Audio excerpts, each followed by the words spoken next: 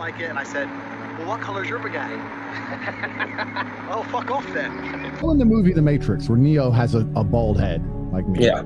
And when he goes back into the Matrix, he has hair. And they ask, why do you have hair inside the Matrix? And he said, because that's your self-projection. That's how you see yourself and imagine yourself inside of the Matrix. I think that everybody should have a self-projection. You have to imagine how you see yourself. And if you see yourself as a superhero and an extremely disciplined and hardworking person who achieves everything he's ever wanted in life and does amazing things, you have to understand that you're not going to be able to do that on drugs. So you need to have a mental projection in your mind of who you think you can be and who you want to be. And if that person's a drug addict, then go be a drug addict. But if that person is an extremely successful, extremely hardworking, extremely intelligent, extremely respected individual, he's probably not going to be doing drugs. A lot of this is about your self-image. Where's your duty? Where's your shame? Where's your self-inflicting morality? Where's your pride? So that's the problem with all of this shit. And it's the problem for all these addicts. If you want to wake up and say, what kind of man am I? Am I a drug addict? Well, then go be a drug addict. What kind of man am I? Am I a man who has control of his life and control of his mind? You have to make a decision. I just don't understand how you even took it in the first place. I can't fathom, with all my massive computation in my mind, as smart as I am, I can't work out why you thought that was a smart thing to do, or why it was worth doing, or why you continue to do it. I don't understand. I'm genuinely asking you in a non-patronizing way, not trying to make fun of you. I don't understand. Make me understand. Did it feel good? When I was in high school, we didn't have mobile phones. There was no Facebook. There was no Instagram. All this porn you jerk off to didn't exist. Maybe that's why my generation isn't fucked up like yours.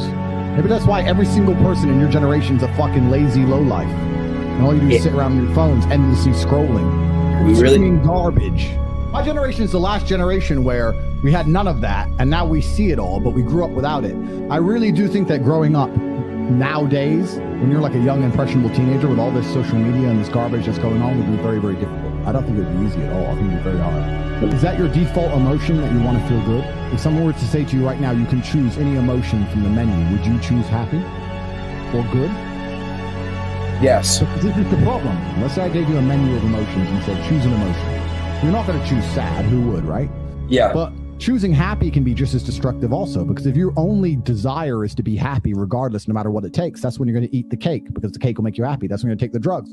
Drugs will make you happy. Alcohol will make you happy. Hedonism makes you happy. Going to the club makes you happy. It's all dumb shit. If you were to choose proud, or if you were to choose courageous, if you were to choose a different emotion or a different feeling inside, you would have no interest in these things. So I don't wake up and think, how do I feel happy? I don't wake up and say, will this drug make me happy? I have no interest in being happy. I wake up and say, how can I be proud of myself? What can I achieve that makes me proud of myself? How can I do things that make other people respect me and are proud of me? How do I have a day which I complete when I come home? The woman who's in my house says, wow, there's no man like you. How do I live a life so my children look at me and go, Dad's a superhero? How do I make my mother call me and say, I couldn't possibly be more proud of you? I choose proud. I don't choose happy. So if you were to say to me, this cup of juice will make you happy, I'd say, I don't want it. What do I want to be happy for? Damn. I want to be proud of myself. So what do you do to make you proud of yourself, and what do you do to make others proud of you? Tell me something in the last 48 hours you've done that's worthy of pride. You slept, jerked off, talked shit on the internet.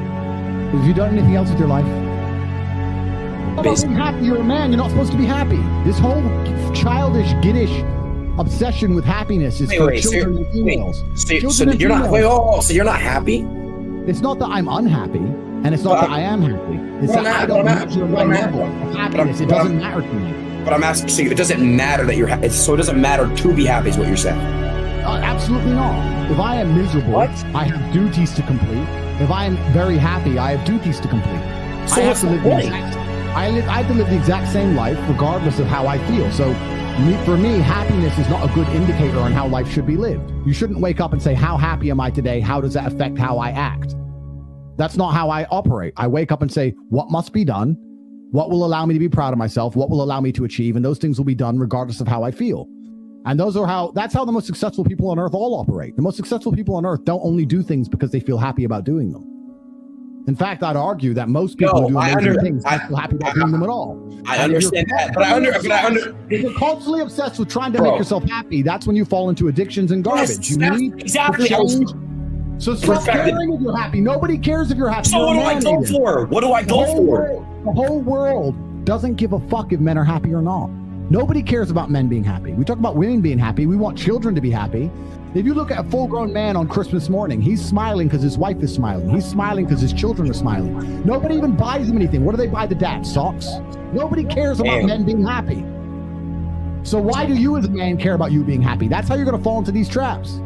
I'm a very content person. I live a fantastic life. I'm not miserable or depressed. I'm not sad ever. But I don't wake up and go, I want to be happy today. No, sir. I wake up and say, okay, things must be done. And those things will be completed regardless of how I feel. Regardless of how I feel. You can lock me in a dungeon for an unknown amount of time in Romania, and I will still complete as many push-ups as I can possibly do in the dark by myself. What else am I going to do? Sit there and be sad? Happy or sad? The push-ups must be done. It's called duty. It's called honor. It's called pride. If you had these things, you would never do dumb shit in the first place. So I'm asking you why you don't have them. The funniest thing, the most ironic thing about all of this is that if you don't prioritize happiness and you prioritize feeling proud of yourself, you end up happy by extension. I'm happy because I'm proud of myself because I have a fucking fantastic life and mansions and supercars and money, most famous man in the world, thousands of love letters a week from beautiful women, street credit in every single fucking city on earth. Of course I'm happy, but I didn't ever choose to try and be happy. If I would have chosen to try and be happy, I would have never ended up happy. I train every single day, and it doesn't matter how I feel. So, in fact, I would actually argue that the number one way to deal with most of life's problems is always the same thing. You were saying that people deal with things in many different ways. That is true. But in my experience of life, there's only one way to deal with anything. It doesn't matter if you're heartbroken. It doesn't matter if you're sad.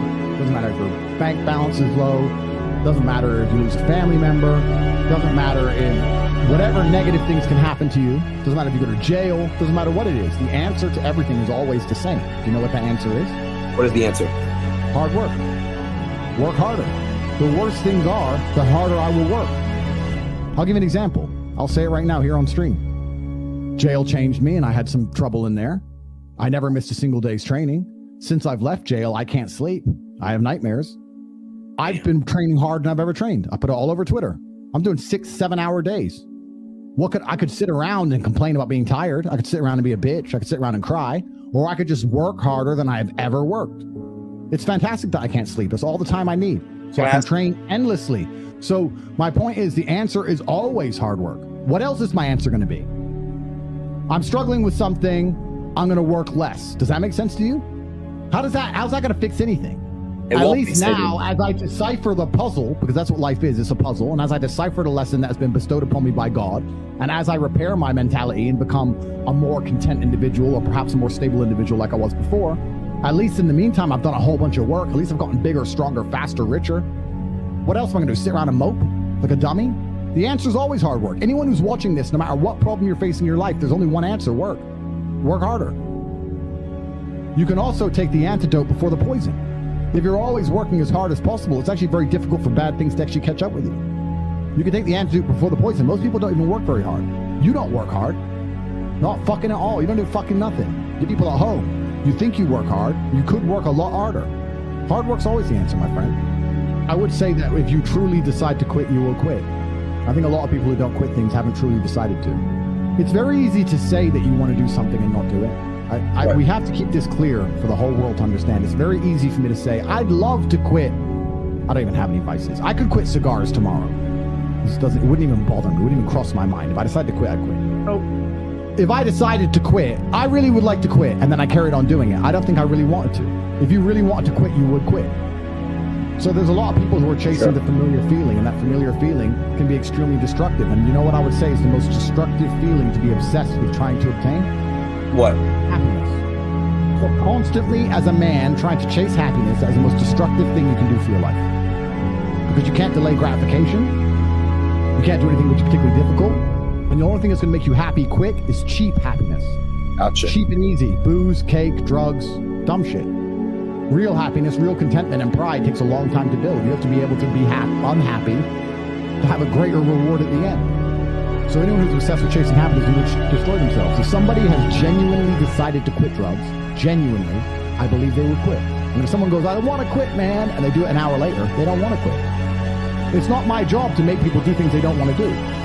If your image in your mind is of the kind of person who is controlled by a substance, I'd be embarrassed for a non-sentient substance, a powder or a plant, to control me. Doesn't even have a brain. And it's my boss. What am I, a dumbass?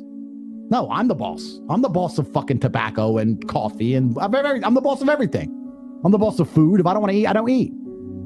If you're the kind of person who's going to wake up and go, those pills are smarter than me and they're my master, enjoy your life. Gotcha. That's your decision. That's not my, but if you decide to not be that person, if you project the mental image which is not that person, then you'll stop taking those pills.